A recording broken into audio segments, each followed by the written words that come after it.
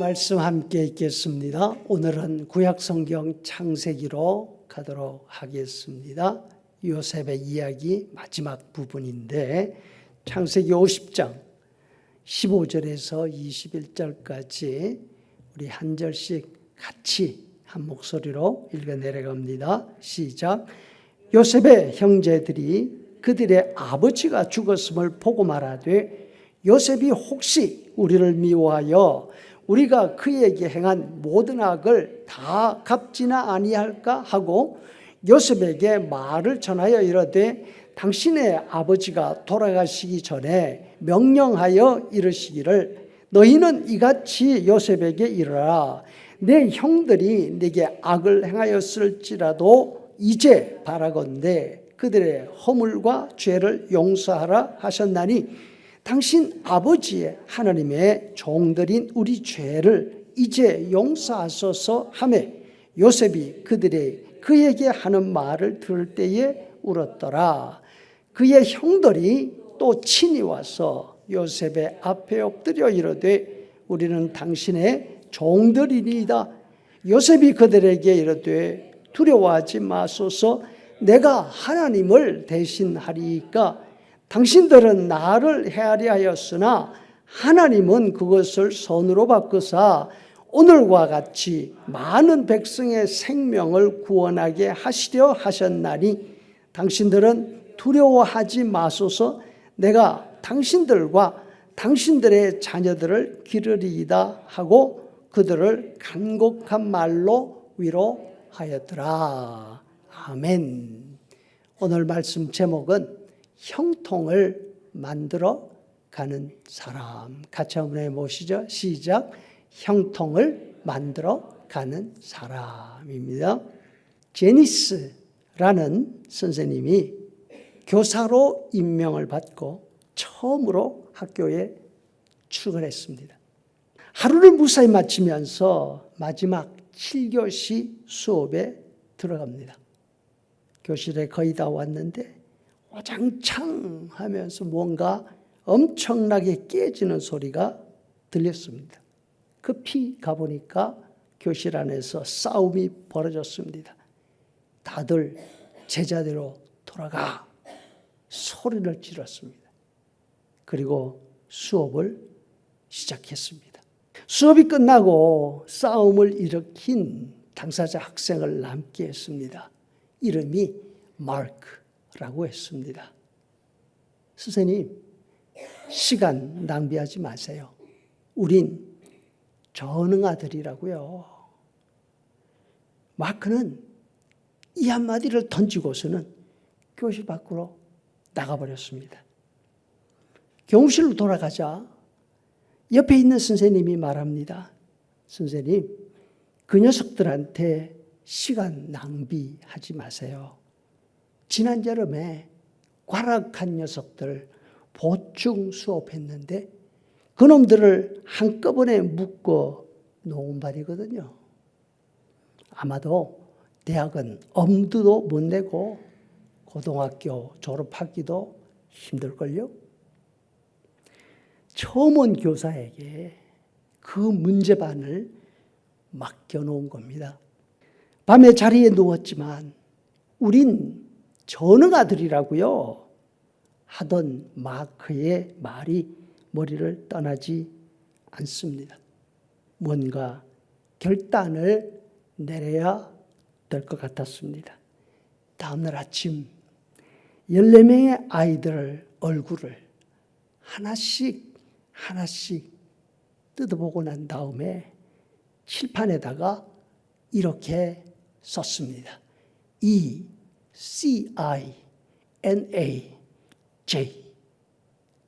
그리고는 돌아서서 아이들을 보면서 이렇게 말합니다.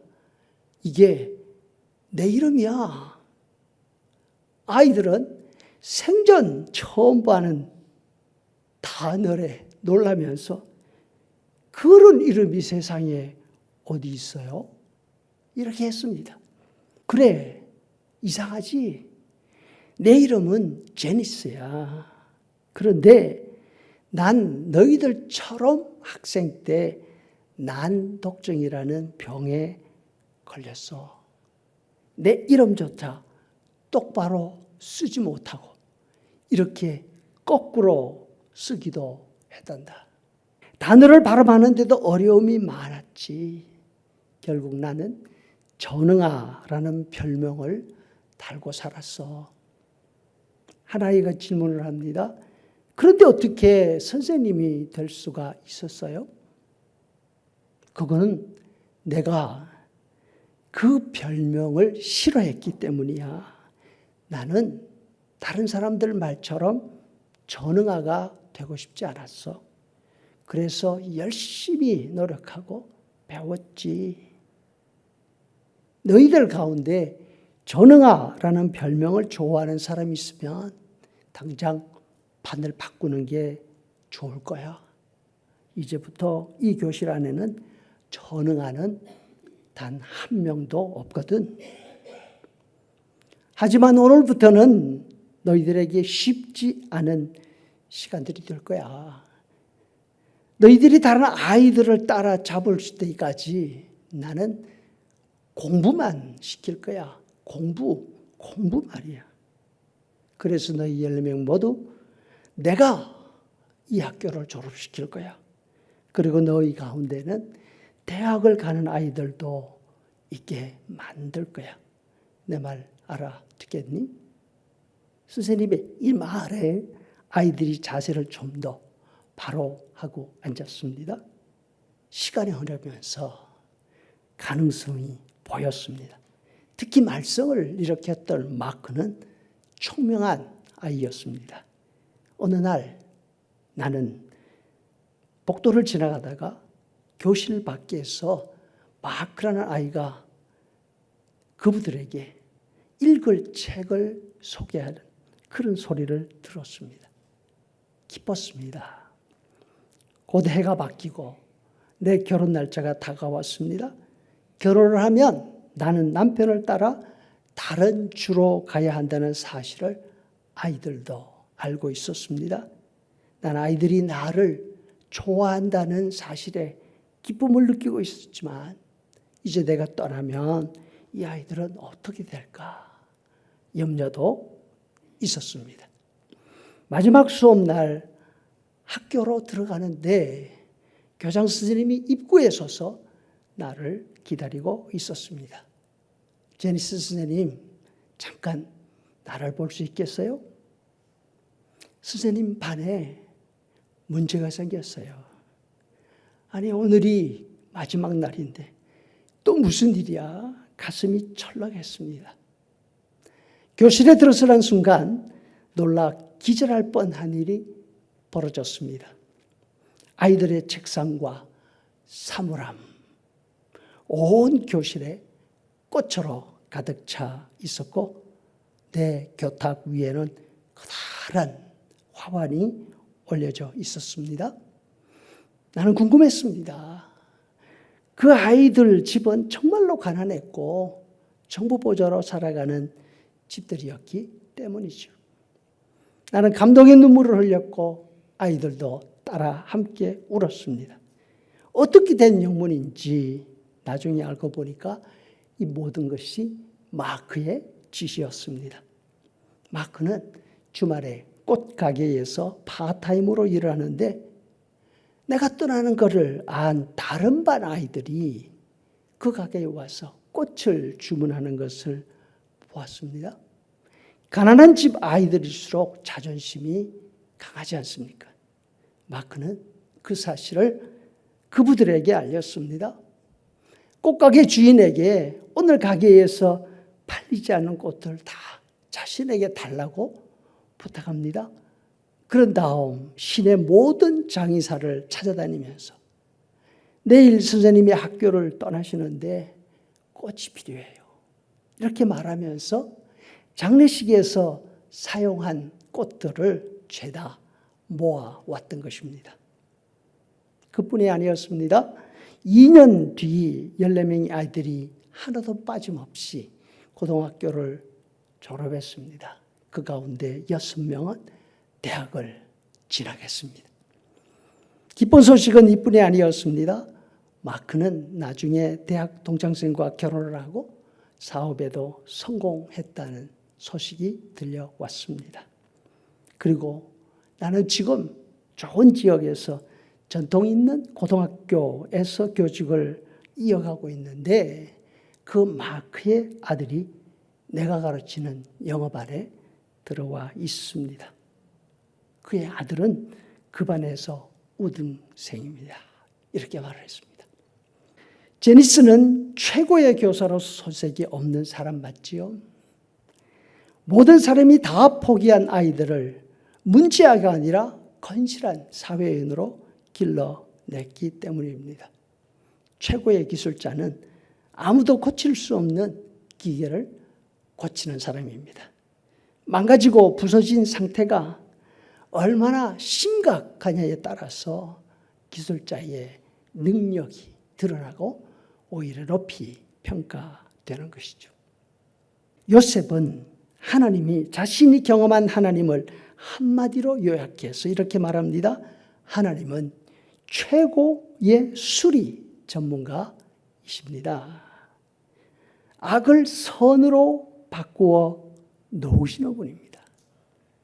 요셉이 경험한 하나님은 창조주이실 뿐 아니라 망가진 것을 고치시는 분이셨습니다.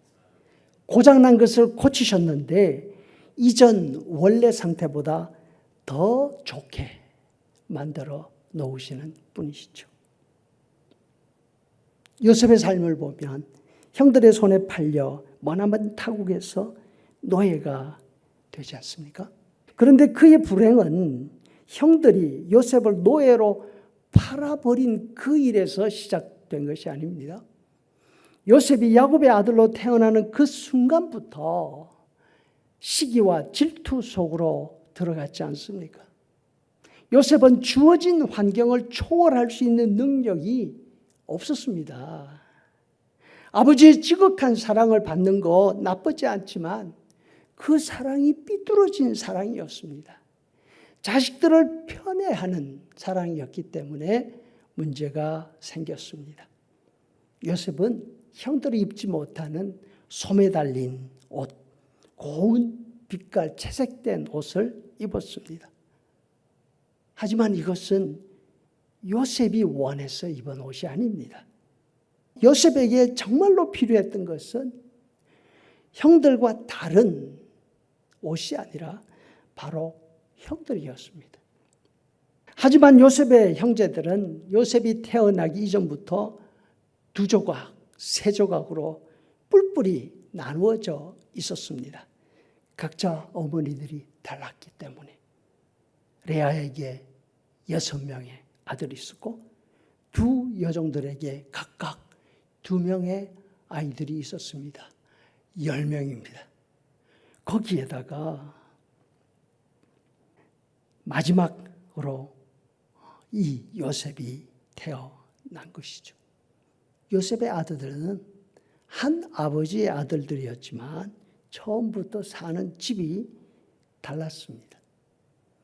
야곱은 라헬을 가장 사랑했기 때문에 가장 사랑한 아내에게서 난 아들을 막내였음에도 불구하고 장자 이상의 대우를 하게 됩니다. 이것이 형제들 사이에 시기와 질투를 불러일으켰습니다. 형들은 요셉이 아버지로부터 받는 사랑에 세밀했습니다. 요셉 존재 자체가 형들 사이에 서열을 파괴하는 문제였습니다. 말하는 하나하나가 다 눈꼴 시린 미움거리였습니다. 형들은 요셉을 절대로 요셉이라 부르지 않습니다. 그들에게는 요셉이라는 동생은 없었기 때문이죠.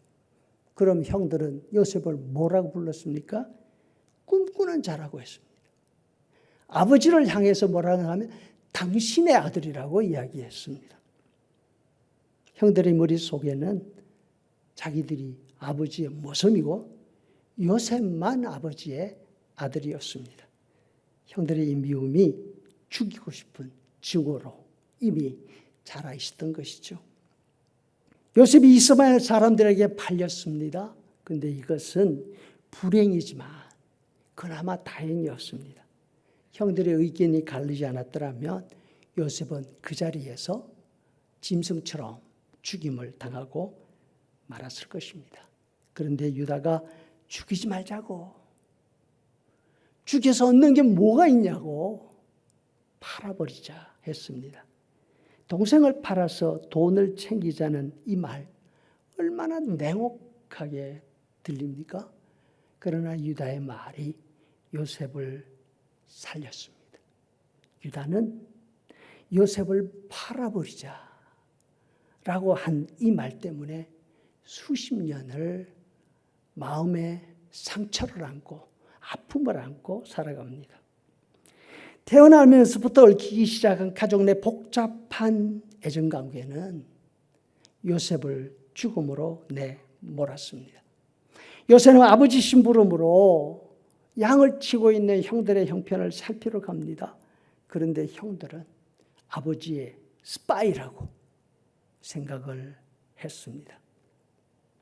자신들을 죽이려고 덤비는 미움에 찬 형들의 눈초리, 자기 옷을 찢어버리는 형들의 모습, 요셉은 얼마나 당황했을까요? 자기들끼리 언쟁을 벌이더니만 깊은 웅덩이로 끌고 갑니다. 무서워 떨면서 제발 놓아달라고, 죽이지 말라고 애결합니다. 하지만 형들은 물 없는 깊은 구덩이에다가 사정없이 밀어넣습니다. 길지 않은 그 순간순간이 요셉에게는 운명의 시간이었습니다. 그렇게 해놓고는 자신들은 큰 돌덩어리 하나 치운 것처럼 웃으면서 밥을 먹습니다. 나중에 보면 형들도 이 모든 일들을 생생하게 기억하고 있습니다. 애굽으로 끌려간 요셉은 정말 노예가 됩니다. 거기서 죽임을 당한다 하더라도 아무도 알 사람이 없습니다. 시간이 지나자 형편이 좀 나아집니다. 주인의 인정을 받아서 집안 살림 전체를 맡아서 주관하게 됩니다. 그러나 위기는 계속됩니다. 이번에는 주인의 젊은 아내가 요셉을 곤경에 빠뜨립니다.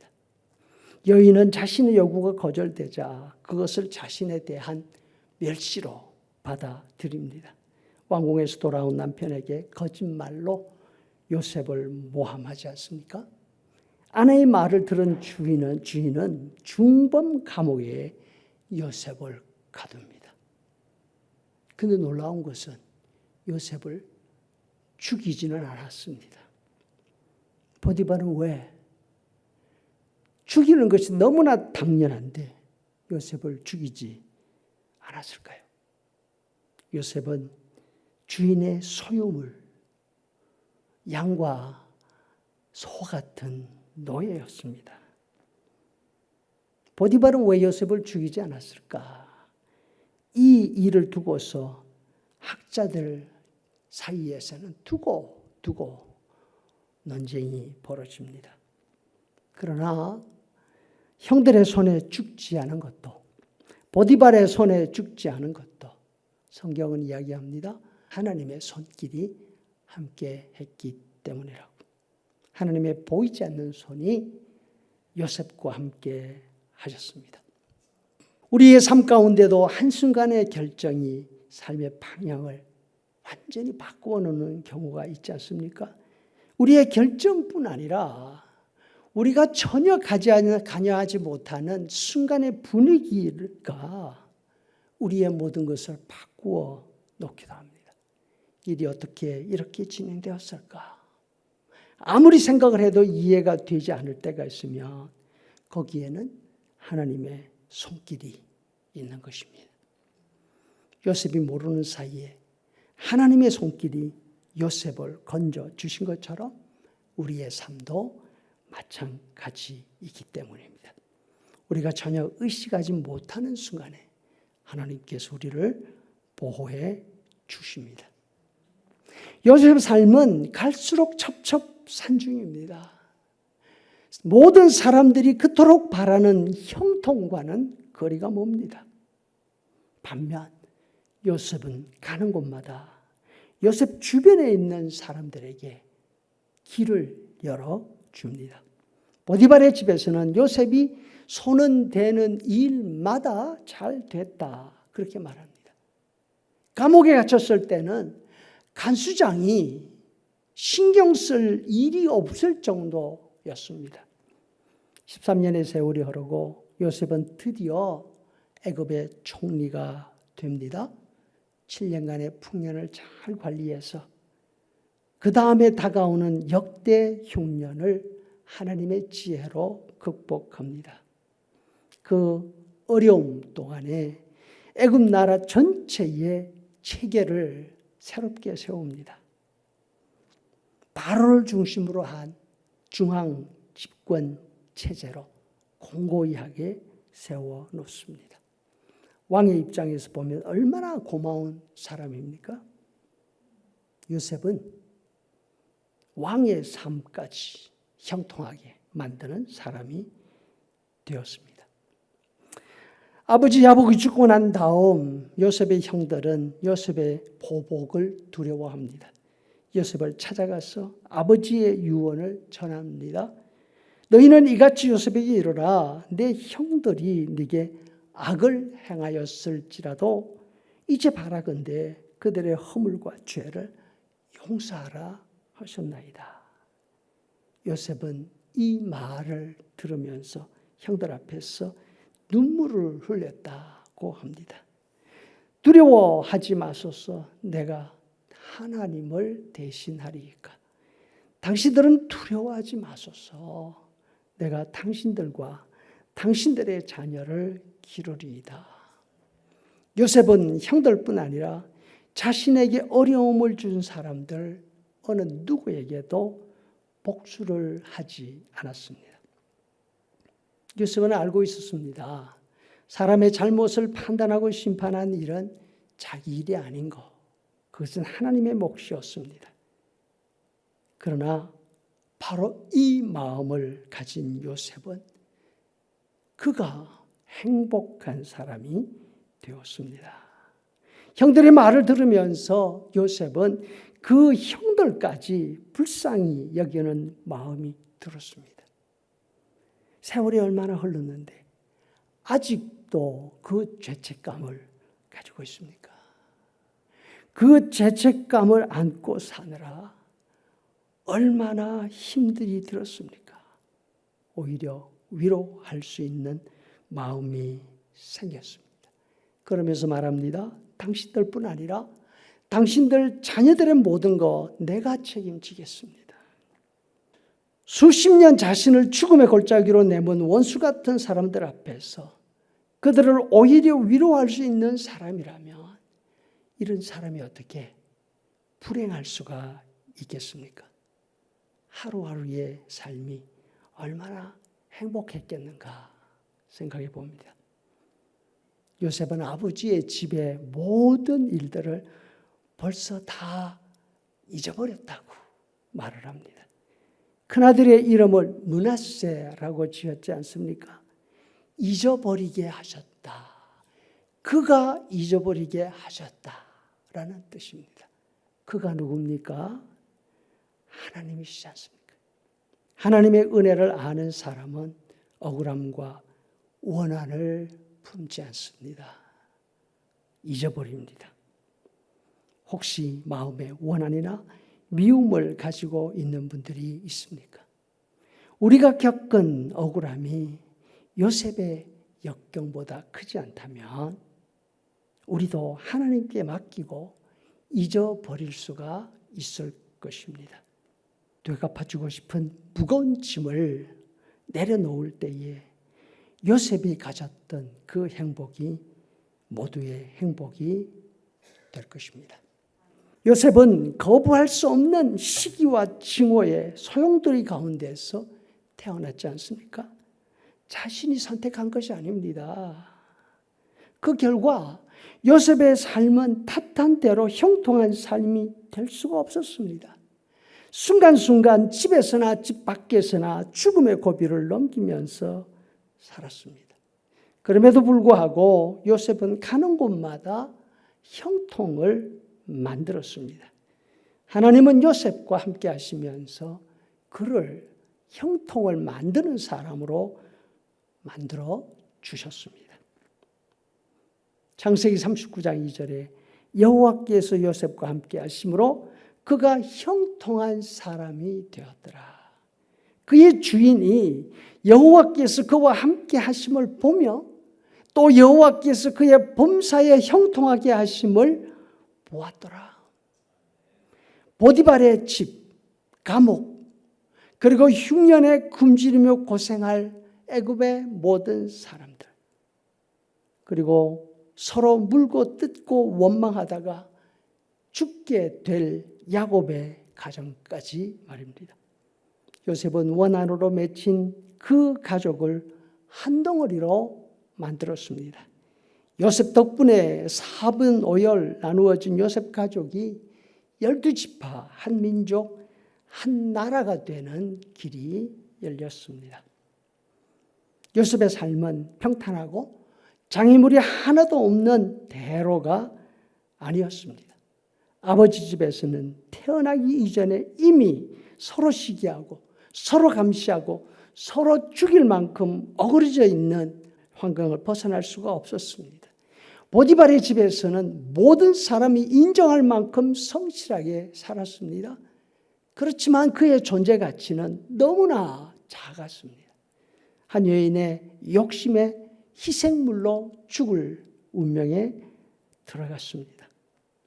감옥에서는 그 자체가 억울해 죽을 지경이지만 자신의 억울함을 쏟아놓을 곳조차 없었습니다.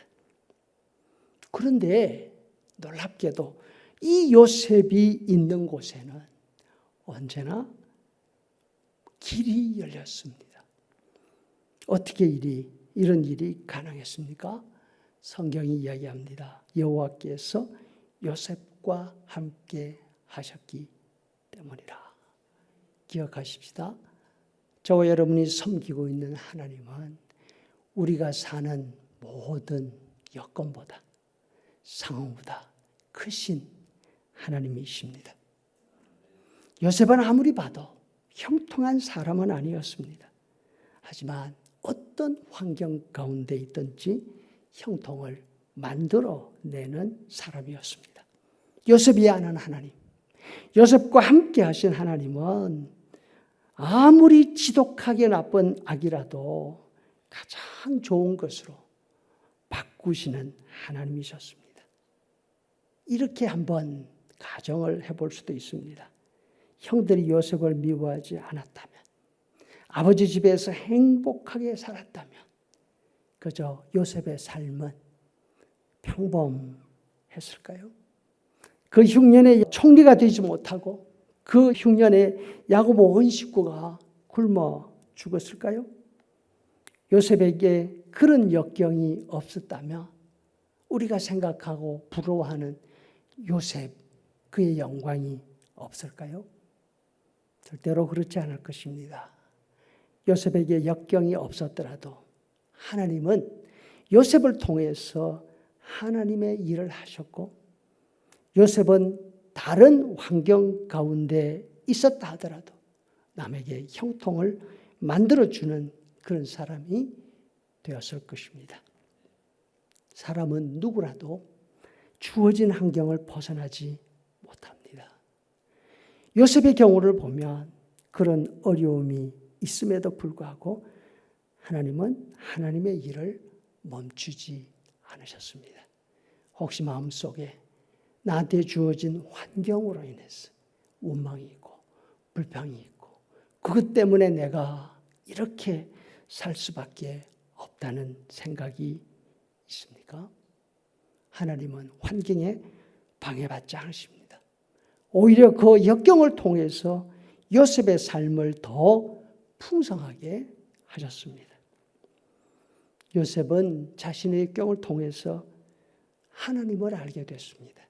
하나님이 어떤 분인지, 하나님이 얼마나 자신과 가까이 계시고 얼마나 치밀하게 자신을 돌보고 계시는지 경험하게 된 것이죠. 그 역경을 통해서 감사와 행복이 더 풍성하게 되었습니다. 우리가 섬기는 하나님의 손에 들리면 아무리 쓸모없는 재료라도 최고의 재료가 될 수가 있습니다. 역경도 불행도 심지어 원한도 하나님의 손에 들리면 감사와 행복의 재료가 됩니다.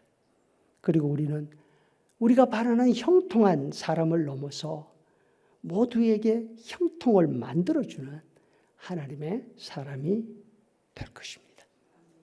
바울 사도가 고백하지 않습니까? 하나님을 사랑하는 사람들, 곧 하나님의 뜻대로 부르심을 받은 사람들에게는 모든 일이 서로 협력해서 선을 이룬다는 것을 우리는 알고 있습니다. 우리도 우리의 역경 가운데 하나님을 체험하고 하나님을 알아갈 수 있으면 좋겠습니다. 그러면 우리 앞선 믿음의 선배들의 이 고백에 우리도 동참할 수 있으리라 확신합니다. 아멘.